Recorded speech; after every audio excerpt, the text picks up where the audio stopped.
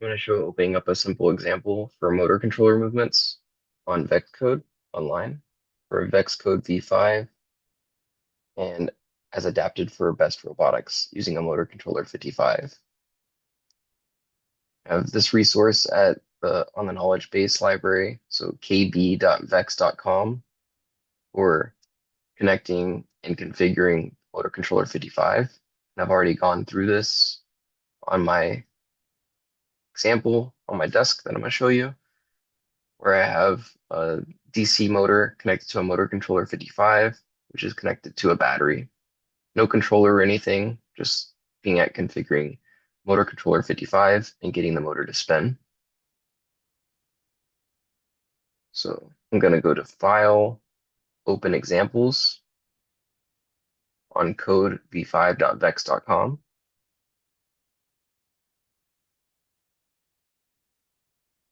And then I'm going to go to Motion and Motor Controller 55, MC55 Movements. And then they've already got the hardware set up, more hardware than I need, or devices than I need. But I'm going to be looking at just the claw motor spinning, and it needs to be connected to port 3, a smart port 3 on my robot.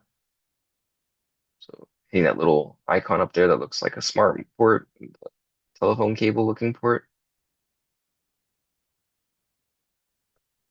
I'm just going to push this to slot 1 on my robot.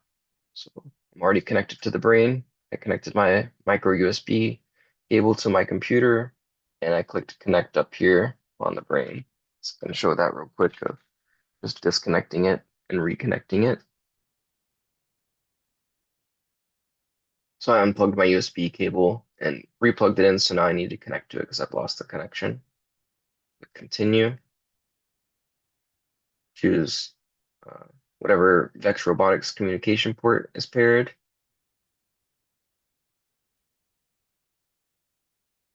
And then I'm gonna go ahead and rename this as MC55 example.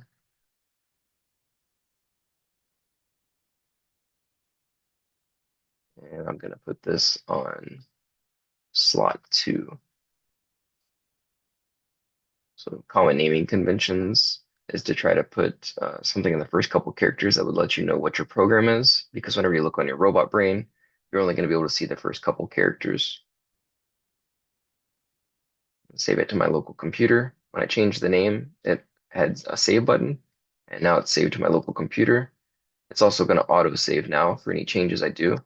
And I want to send this to slot 2. You can have up to 8 programs on your robot saved at the same time.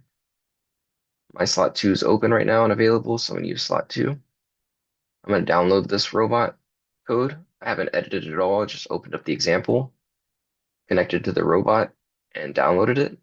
And now I'm going to play it. And the motor is spinning.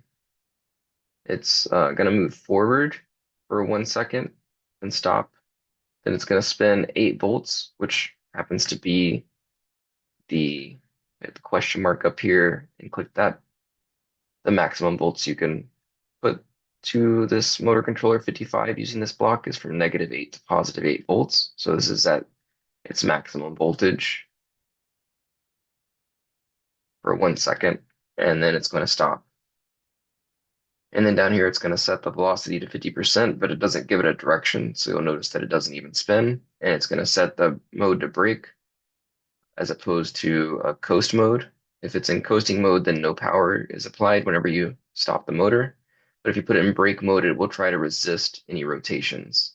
And so like if you had it hooked up to an arm on your robot and the arm was trying to gravity fall, it would try to resist that gravity fall and hold its position. So basically everything down here is not really going to show any movements because this is setting a velocity. It's kind of like a magnitude, but it's not setting up direction.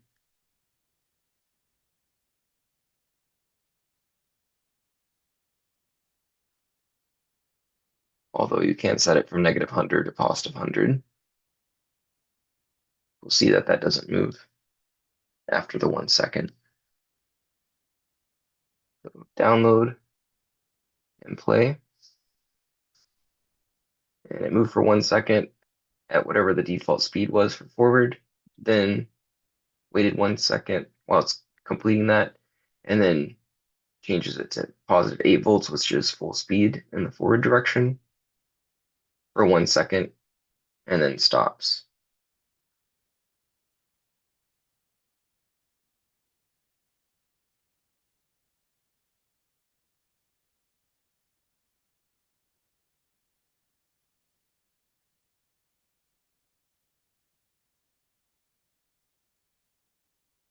And so you can see right here, if I press the red button to go back, stop, I can start the program again. And it moves for 1 second forward, then 1 second at full speed forward, which is the positive 8 volts.